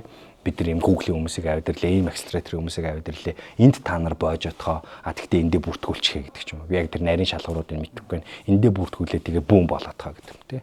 Гэх мэтчлээ. Одоо энэ Синга Малайзийн бас өрсөлддөг гоё юу штэ. Жишээ байдаг. Малайз компаниуд очингуудаа Сингад бүртгүүлчихдэг байхгүй. Яг тэгвэл Сингагийн бирж нь илүү ашигтай ч юм уу тий. Тэнгүүд Сингада бүртгүүлээ ингээ гараад бүүн болцоод юникорн болчихгоо тэр хиний стартап юм. Сингапурын стартап байхгүй. Сингапурын эдийн засагт нөлөө үзүүлж байгаа стартап. Хүмүүс нь малай зүүнс байж лээдэг, өөртөө хоорондоо нэг хэлээрээ ярьдаг те. Гэх мэт тэгэхээр тэр Сингапур жишээ нь тэр орчныг маш сайн бүрдүүлж өгч шүү дээ. Зөвхөн тэр ойр тойрхон магадгүй одоо Америк стартап Сингад ирээд бүртгүүлэхэд илүү одоо таатай нөхцөлтэй байдаг ч юм уу те. Тэгэхээр бид нар яг энэ өөрсдийнхөө ядаж бид нар олон улс гэдэг нэг одоо нэг шаардлага байхгүй. Яг л бидний орон ямар л зүгээр өөрсдийнхөө стартапуудыг гаргахад маш таатай орчныг бид нар бүрдүүлэх хэрэгтэй байхгүй. Энэ бол нэг тийм том юм биш. Зүгээр магадгүй нэгдсэн хаб үсгээд өгч тэнд очиод ивентүүд нь болж идэг, тэнд хөрөнгө оруулагчид нь цуглаж идэг, тэнд оюутан залуучууд нь цуглаж идэг, сургалтууд нь явж идэг, 2-3 стартапууд нь түрээсгүй өрөөндөө магадгүй сууж идэг. Тэгээд хугацаатай болоо гараа явж идэг тий. Тэгэхээр тийм нэг юм нэгтрал үүсгэх магадгүй хабыг үүсгэж өгч юм бол тэр дундаас чинь сайн санаа ирээдүйд зэрэг бумаар үнэлэгдэх тэр таалантууд чинь тэр дунд явж иж магадгүй байхгүй. Silicon Valley гэдэг чинь юу юм? Им хүндий нэг value байхгүй.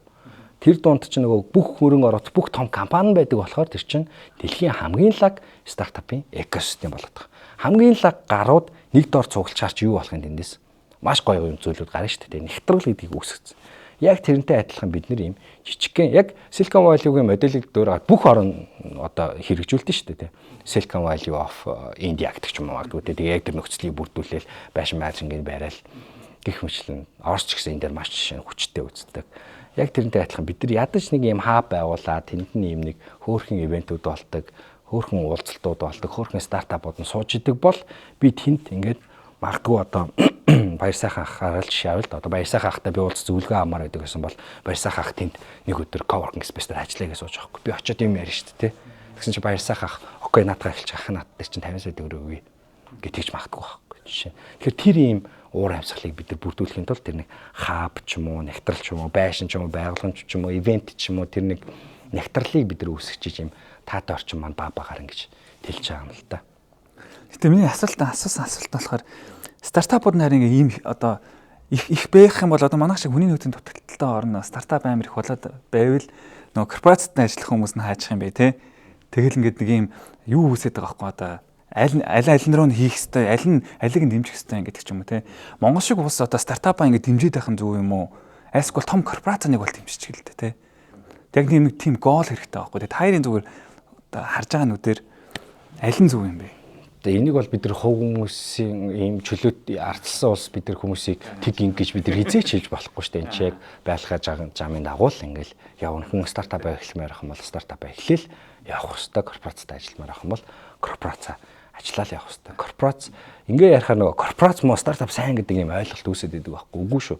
Корпорац бол маш гоё газар. Тэр чин анх стартап байсан байж магадгүй шүү дээ. Тэгээ тийм хэмжээний гүрэн болтлоо явсан байна. Энд чи өөрөө маш том эдийн засгийн том нөлөөт.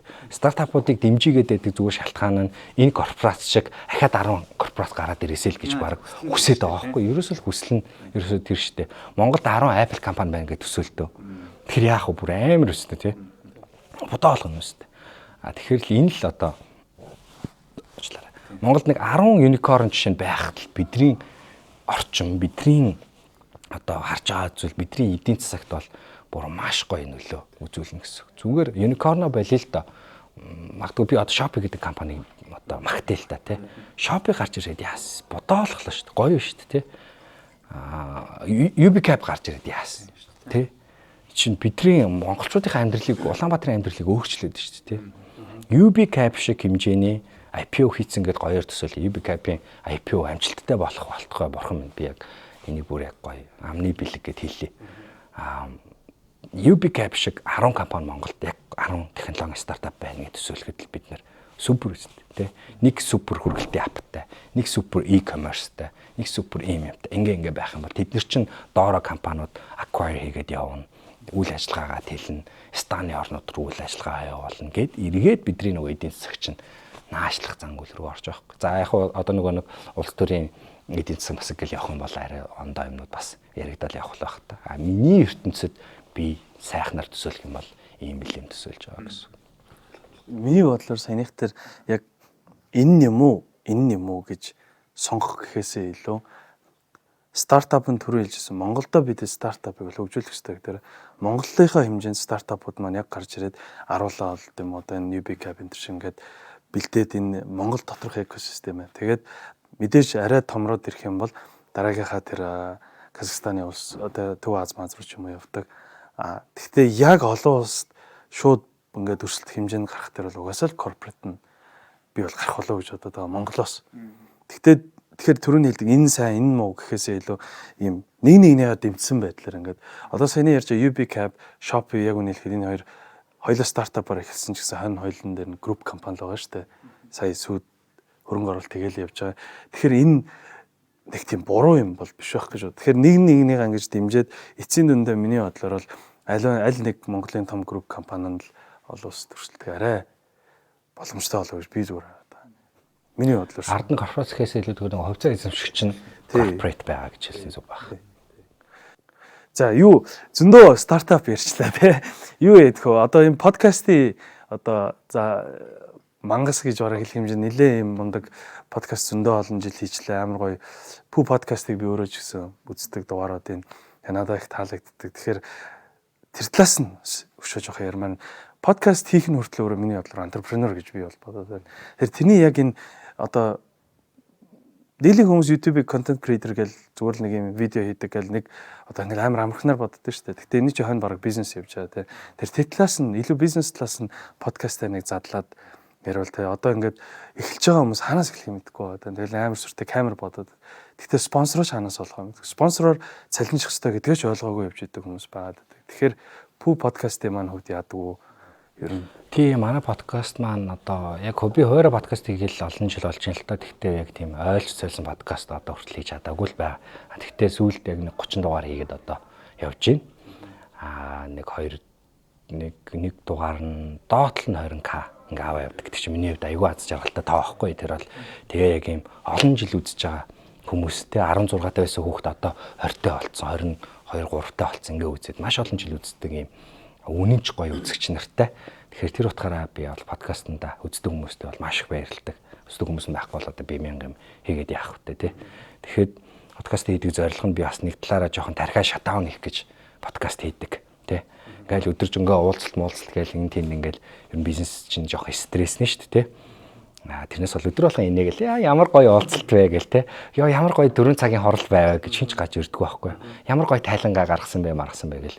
Тэгэхээр яг энэ болноосоо жоохон гэп авахгүй би гоё сайн дураараа ингээд тархиа жоохон амраах гэж би подкаст хийдэг. Тэгээд тэр подкаст маань ингээ айгүй хөөрхөө яваад идэг би бол өстой айгүй баяртай. Тэгээд подкаст өөрөө яхаарахгүй ажил энэ ч өөрөө нөгөө продакшн явж ийн гэдэг чинь хүмүүс хоорондоо харилцаад эхэлж ийн гэдэг чинь өөрөө тодорхой хэмжээний жижигхэн юм бизнес болоо явчихж байгаа байхгүй. Тэгэхээр би нөгөө продакшн ажиллуулахын тулд тэр чинь зүгээр ажиллахгүй. Тэгэхээр би тэр хүмүүсийг цалинжуулах хэрэгтэй. Магадгүй одоо би саяхан би студ жижиг студидтэй болсон. Тэгэхээр тэрний түрээс мөрөөс гээл те. Тэгэл тавилга, тогшил, камер, гэрэл гэл энэ чинь зардал зөндөө гардаг байхгүй. Тэгээд тэр зардлыг би нөхөхийн тулд жишээ нь спонсоруудтай хамтарч ажилладаг. Тэгээд спонсорууд маань ч гэсэн айгүй happy байдаг. Би ч гэсэн спонсоруудтай айгүй аз жаргалтай байдаг. Би өөрөө илүү юм хамтарч ажиллаж дуршиж үтсэн бараа бүтээгдэхүүн үйлчлэгийн дээр хамтарч ажиллахыг хүсдэг, таньдаг юм коннекшнараа дамжуулж хамтран ажиллагч нартайгаа танилцаад тэгээд тэдрийгээ би нүүр бардам подкастын дундуураа би сурталчилгаа гэдэг үг Монгол жоохон муухай бooгаад байдаг. Сурталчилдаг хэрэгжилж үтсэн одоо үндсэн одоо дүгнэлтэд би хэлдэг те. Тэгэхээр ингэж явдаг подкаст маань. За ер нь контент хийж эхлэж байгаа залуучуудтай хэлэхэд контентыг бол ер нь шууд эхлэх хэрэгтэй. Төрний бизнесээс нэг ялгаатай юм. Ерөөсөл контентыг шууд эхэл. Би анх бүр юм утастай ангримикээр би анхны бизнес подкастуудаа бичдэг байсан. Нэг хүнтэй шүүгээ мүгэн дотор орж морчоод тэгж хийдэг байсан байхгүй яг аман дээр нь бариулж жаад. Тэгэхээр ер нь юм яриач нь л чанартай байх юм бол ихэнх шатанда аудио дүрсчин бол гайгүй. Нэг охиныг би бол мэднэ бүр бараг л iPhone 5 vlog гэдэг охин үзэлт нь хэдэн мянга хүрээ авцсан 30-40 мянга хүрээ авцсан байдаг.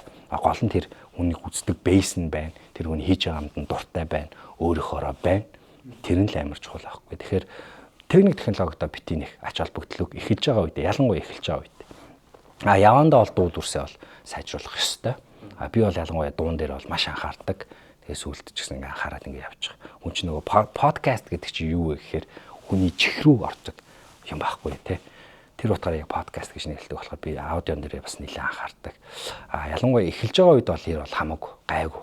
Чи зүгээр ихэндээ гоё өөрийнхоороо л байж. Хүн чинь хүний лайфстайлыг үздэг байхгүй тий. Хүнийг хүндэн дурлаж үздэг. Тэгэхээр чи гоё өөрийнхоороо байж чадж гэнэ гэдэг дээрээ л анхаарал тэрийг гаргаж. Тэгээ дээрээс нь контент хийх маш олон санаа байна. Би одоо хүртэл нэг харахгүй байгаа юм нь одоо ном ч юм уу, хоол ч юм уу ревю хийдэг хүн би одоо хүртэл харахгүй байгаа.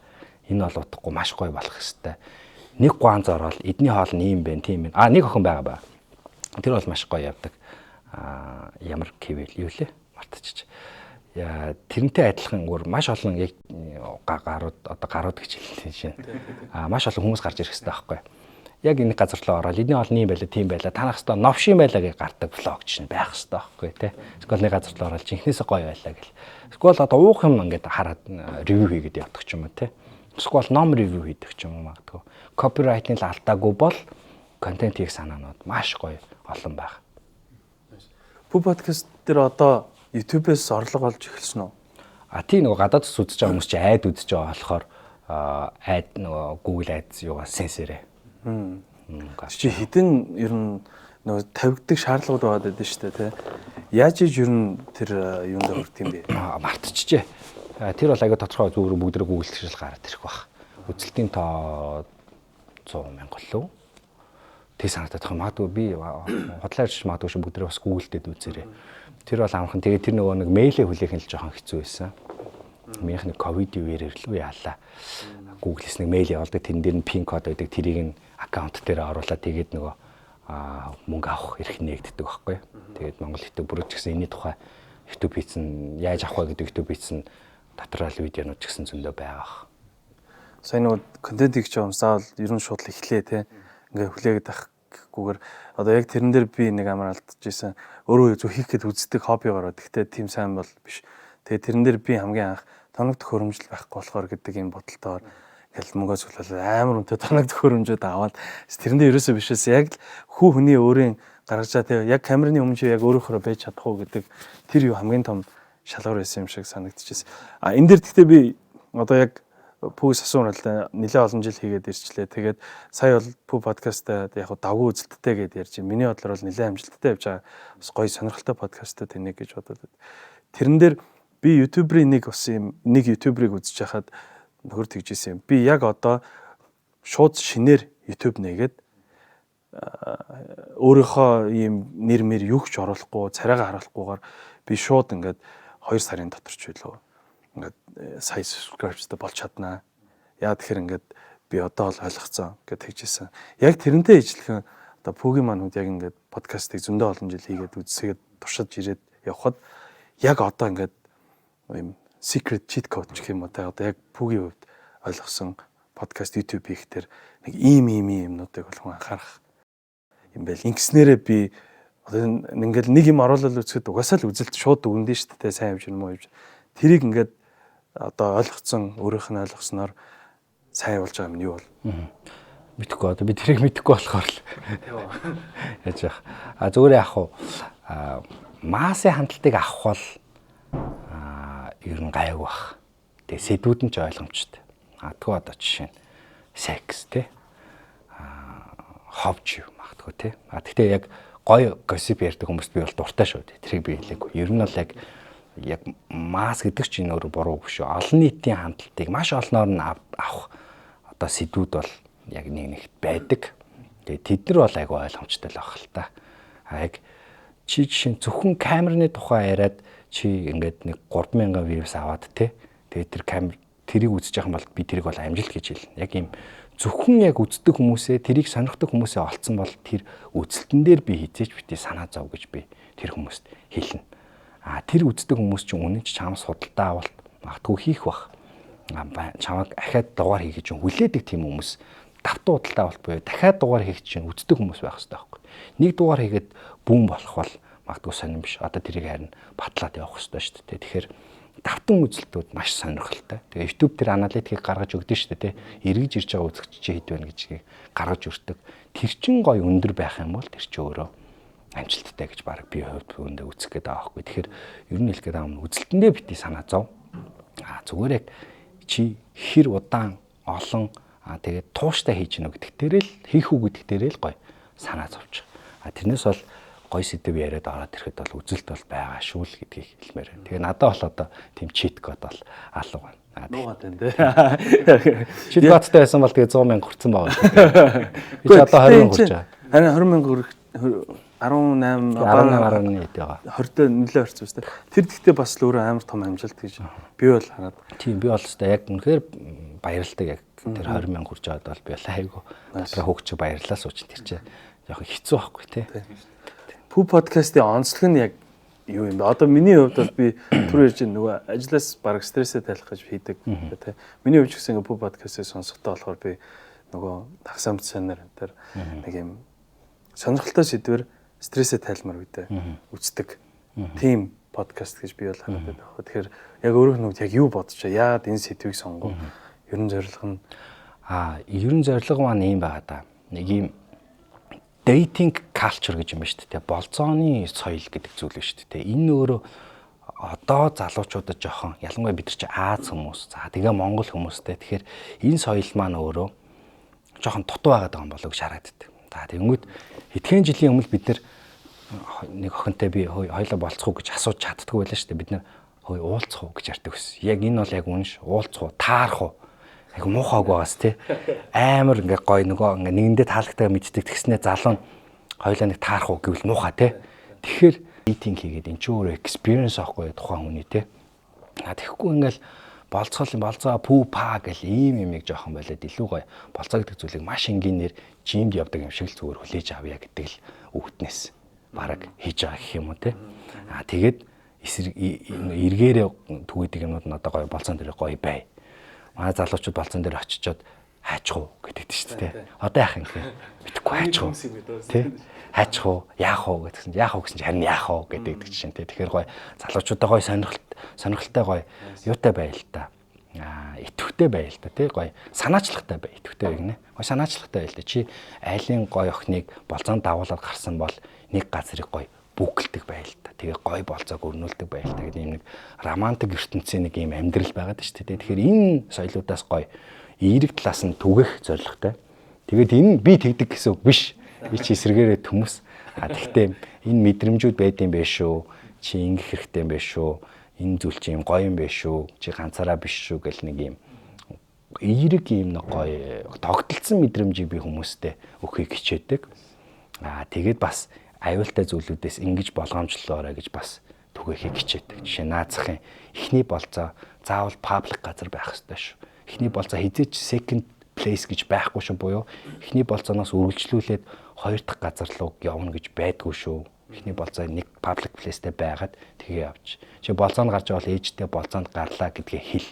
Хэдэн цагт уулзахаа хэл, хэдэн цагт ирэхээ хэл гэдэг ч юм нэг наацхийн юм нэг conversation-уудыг л ингээд нормалны болох зорилготой. Тэгээд манай подкастыг хоорондоо ярьсараа суудсан хүмүүс байдаг. Над руу бичдэг захиа махаа. Тий. Уулзангуудаа хоёр амар хичимхэн ярих юм болохгүй болохоор нэрээ тэр таваар тэгээд тэр чи дэрийг тэгсэн мэгсэн гэдээ хоорондоо ярьж байгаа суудсан хүмүүс байдаг. Хоорондоо магадгүй одоо коммент бичиж байгаа суудсан хүмүүс байхыг үгүйсэхгүй. Тэгэхээр ер нь айгуу гоё эерэг гоё подкаст л гэж би өөрөө бодод идэв. Тэгээ яг гоё хөрх хүмүүстэй хүрдэг айгуу хөрхөн. Тийм байдаг. Powered by Mongolia Talent Network, we focus on you. Business life integration гэдэг одоосон чи хувь хүний өөрийнх нь амьдрал явж байгаа тийм. За тэгээд одоо хувь хүн яаж ажил амьдралаа зохицуулаад өөрийгөө юм гоё хүчтэй энергитэй болгож байна. Аяллах дуртай юу? Ямар нэгэн хоббигоор цэнгэлж гин өөрийгөө бүү. Хувь хүн дээрээ бол яг нэг 20 насны дундаас эхлээл те. Нилийн юм well-being амьдрал руу нилийн тэмүүлсэн. Тасал хөдөлгөөн хийх, эрүүл хооллох, meditation, сэтгэл зүйн эрүүл мэнд гэдэг ийм сэдвүүд чинь ингээл настайгаал цохол ороод ирж байгаа байхгүй те. Тэгээд яг миний нэг азтай юм нөгөө миний хүрээлэл өөрөө одоо миний анханасаа дагж явсан Око гэдэг чинь хүн мэ те. Окотыг зарим мэдэх баг. Тэр хүн чинь өөрөө чинь эргэн тойронд ингээл Око ах шиг 2 3 хүн жишээ нь байхаар тэр ингээд хүсвсэг ингээд дагаад эхэлсэн л байдаг юм байлээ л те. Бид тэрийг сүүл анзаарсан. Тэгээд тэр миний айгу азтай зүйл яг зөв цагтаа зөв хүмүүстэй ингээм хамт байсан. За тэгээд эхлэнгүүд хамгийн түрүүнд би тасгал хийж эхэлсэн. Тэгээд одоо хүртэл тасгалаа маш сайн хийгээд явдаг. Энэ бол миний амьдралын нэг хэм маягийн айгүй гоё нэг хэсэг болцсон. Энэ тэгээд эргээд бүтээмжид шууд нөлөөтэй болдог. Дасгал хийнэ гэхээр хүмүүс нөгөө шууд бие физиологтой шууд холбож ойлгодог. Энэ бол шууд холбогдно ойлгомжтой. Тэгвэл энэ бүтээмжид нөлөөлж байгаа гэдэг үр дүнг хэмжиж чаддгүй.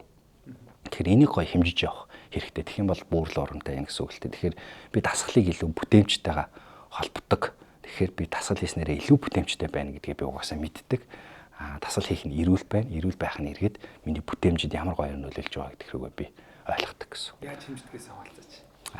За одоо жишээ нь өглөөний дасгал гэж бодъё л та. Би миний бүтээмж хамгийн өндөр нь хідээс хэдийн орнд гардаг вэ гэхээр би 10-аас 12-ийн өмнө ер нь их хүмүүстэй тийм 10 цагаас 12 цагийн хооронд хүний хамгийн том таска хийчих гэдэг байхгүй. Хамгийн том төдүүгээ тухайн өдрийнхөө төдөөг тэнд хийчих гэдэг.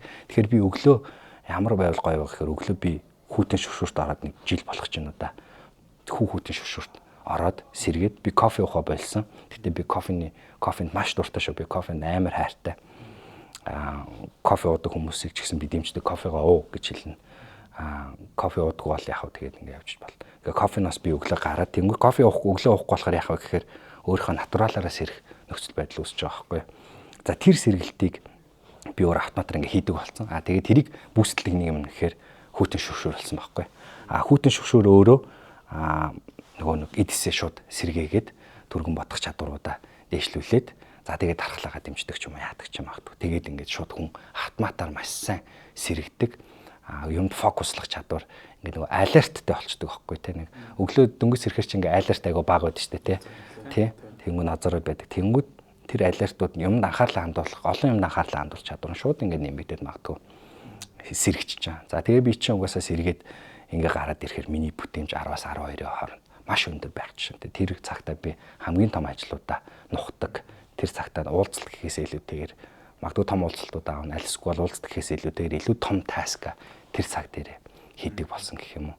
Нэг ийм нэг зүйлүүдийг өөртөө тийм хэцүүгээр биш одоо нутгшуулсан сүүлийн хэдэн жил байгаа юм да. Тэрнээс бол би яг супер болох шүү. Би яг well being дээр нь бол яг сайхан суралцаал тэгээд явж байна. Хүүтэн шишүүр гэснээс энэ ice bath гэдэг одоо энэ олоос бүр амар алдартай болоод байна шүү. Та хоёр тэгдэг үү? Одоо энэ харцны нөгөө ус гэдэг тэршил тэрл юм билээ шүү дээ тий. Мусаа дүүрх гэсэн чи амар их мус авах юм билээ. Би нэг үзсэн. Амар их мус авах юм билээ. Яг төрдөг тэргээр баг дүүр мус авах юм билээ. Хэмжүүлээшэн зөвхөн нүрээ хийх хүүтэн мөстэй усанд нүрээ хийх нь яг нөгөө бүтэн биеэрээ орсонтой адилхан сэргэлтийг өгдөг гэж байгаа шүү. Тэгэхээр тийм баталгаатай нөгөө судалгаа хийсэн гарууд бүгдээрээ яг судалсан байлээ. Тэгэхээр хүүтэн усан зүгээр нүрээ дүүрээд ингэдэг. Тэр бас яг ice bath-нд орохоос илүүтэй бас адилхан үр дүнг авчрах юм байлээ шүү. Миний бодлохоор би бассейн цэлдэг учраас саун тэр cold plunge гэдэг хоёр зүйлийг байнга хийждэг байхгүй. Би одоо сая пүүг ярьж хатан мэдрэмж ингээл аваад байж л та тий. Усанд ер нь орно гэдэг чинь амар гоё мэдрэмж ингээд хүнд автоматар төрүүлж тийм байлээ. Тэг бид нар чинь жижигэн эснүүдэл ингээл амьдрах гад хичээгээд нэгдсэн нэгдэл шүү дээ. Тэгээ тэр нэгдлүүдийг л яг юм кодыг олох хэрэгтэй гэсэн үг байна. Тэгээ өөрийгөөс нөгөө мэд оршихоос ярьжсэн те хаана өөрийгөө яаж кодлж болох уу гэ те. Өөрөө болохоор 5 минут л унтдаг гэж байна те. Тэгэл босоод ирэхэд нам болчдаг гэл. Бүү болохоор энэ хүүт усанд ордог. Бас энэ усал батны сэргэдэг зүйл мөн. Хүүт усанд орохоос өмнө өдөр би nap хийдэг байсан. Nap бол power nap хийж чаддаг байсан би. Тэр бол бүтээмж бас айгүй өндөр. Өдөөс хойш бүтээмж айгүй өндөр болчдөг байсан. Тэрийг би кофе уудаг байхдаа хийдэг байсан. Тэгээ кофе уудаг хүмүүс байх юм бол бас дуршаад үзээрэй. Кофегаа өдрийн кофе уугаад хоолны дараа өдрийн кофе уудаг. Өдрийн кофегаа уугаад шууд тэр 30 минутын дотор одоо 30 минут макс нь 30 минут байх хэрэгтэй. Тэрнээс хойш болох юм бол унталт болчихно шүү. Тэр чинь nap биш. Тэр ер нь нэг 15-20 минутанд nap хийгээд босоход тархичээ яг өглөө шиг зэнэглэгдсэн. Кофе чи яг үйлчлээд эхэлсэн. Кофе чи 15-20 минутын дотор үйлчилж байгаа. Бид нар уугаал сэргээд байна гэж боддог. Гэхдээ яг процессын хувьд бол 15-20 минутын дотор үйлчилж байгаа. Тэгээ яг кофе чин зохиод тэгээд nap чин ингээ гой гараад ирсэн байхад нойр чин гой болцсон, nap чин гой болцсон, кофе чин гой болцсон баг. Тэгээд өдрийн 2-оос хойш ер нь кофе ахиж уух хэрэггүй. Тэгэхгүй бол нойронд чин нөлөөлнө. Кофе гэдэг чинь очиод нөгөө нойр хүргэж байгаа тэр нэг нөхүүдийг очиод блоклж байгаа байхгүй. Тэгээ өдөөс хойш уучаар чинь нөгөө нөхнүүдээс холдохгүй дээр нь суугаад шүү дээ кофе чи. Тэгээд холдохгүй болохоор нойр чи оройч шин хүрхгүй аа гэдэг ч юм уу те. Би бол гэхдээ нойрны олдоо бол мэдээж жоохон асуудалтай байгаа. Тэгээ нойрны асуудалтай. Гэхдээ баагаар яг засгаал хичээж байгаа. Гэхдээ ер нь бол жоохон хүчилж юмнуудаа хийгээд байгаа. Уг нойрны асуудалгүй байсан гоё болцсон. Тэгээд нэг жоохон юм стресс ч юм уу те. Нойр бол тэгэл тэр чигтээ бас сэтгэл зүй юм байна гэдгийг сүүлд аягуулсан ойлгосон. Булчин хизчнээ амарсан байсан ч гэсэн 10 км гүүгээл заа унтах юм болов гэхэд л шүнжэнгөө хөрвөх жишээтэй те. Тэгэхээр сэтгэл зүй нойр бол сэтгэл зүйтэй амар шууд холбоотой байдаг. Шууд тэрэн дээр одоо сэтгэл зүй тал дээр яг яаж энэ юг авч яана тэгээ энерги сэргээх. Сэтгэл зүй тал дээр би их чаленжтай тулахыг ер нь яг миний майндсет ер нь тийм. Яг чаленжтай нүүр тулах гэдэг юм. Гэхдээ би хортой зоригтой гэж ордог тийм төрлийн биш. Зүгээр яг юм чимээгүй чаленжтай тулах би айгу сонирхолтой байдаг. Тэгээд жишээ сүүлд би миний хувьд тэр чинь амар том зүйл байхгүй юу? Уулын гүйлтийн тэмцээнд би ордог. Тэмцээнхээс илүүтэйгээр тэр яг хүмүүс зүгээр л өөртөө тэмцдэг зүйл байгаа байхгүй юу? Ивент гэсэн үг л дээ. Би сүүлд амьдралдаа анх удаа ууланд би 28 км гүйж байгаа байхгүй юу? Тэгээд би хэдэн цаг гүйлээдээ цагаа 4-5 цаг байсан баха. Гүүхэд тэр чинь ингээд өөртөөгөө чи 28 км 5 цаг тэмцэнэ гэж бодох чи өөрөө амар байхгүй. Чи өөрийгөө ингээд худлаа эхний 2 цаг мотивацлна. Лаг хөгжим сонсоол. Одоо ингээд дуусна ингээл. Тэгээ хөгжим чинь сүулт ядаргаатай бол. Тэгээ сүултээ яг өөртөө жинхнээсээ ярьж эхэлдэг. За энэ бол би яг өөрийнхөө туршлагыг ярьдаг.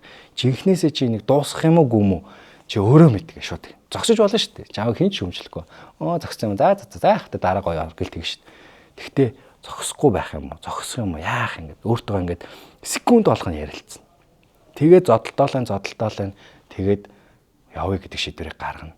Тэгээ яваад тэгээ дуусгах нь магадгүй те. Тэгээ би дуусгаа. Тэгээ тэрний дараа миний яг нэг 2-3 өмнө байсан нэг том чаленжууд. За энэ чи юу юм бэ гэж бодож байгаа хөөх. Тэгэхээр хүн яг тэр нэг чаленжаад авчил өөрийнхөө тэр итгэлтэй байр суурийг яг миний хувьд бол би өөрийнхөө аргыг бол тэгж л олдог. Өөрийгөө чаленжлж тэр дараагийнхаа чаленж руу ороод явдаг гэсэн. Яг өн чинь угаасаа нэг жилийн өмнө хэцүү гэж боддог байсан жилийн дараа гайгүй болчихдээ шүү дээ. Тэгэхээр би тэрэн дээр нь жилийн өмнө галс тулчих галаа байхгүй даа жишээ. Тэгэхээр спорт бол яг надаа. Ер нь спортын хүмүүсийн сэтгэл зүй ерөнхийдөө нэг тиймэрхүү байдаг баха.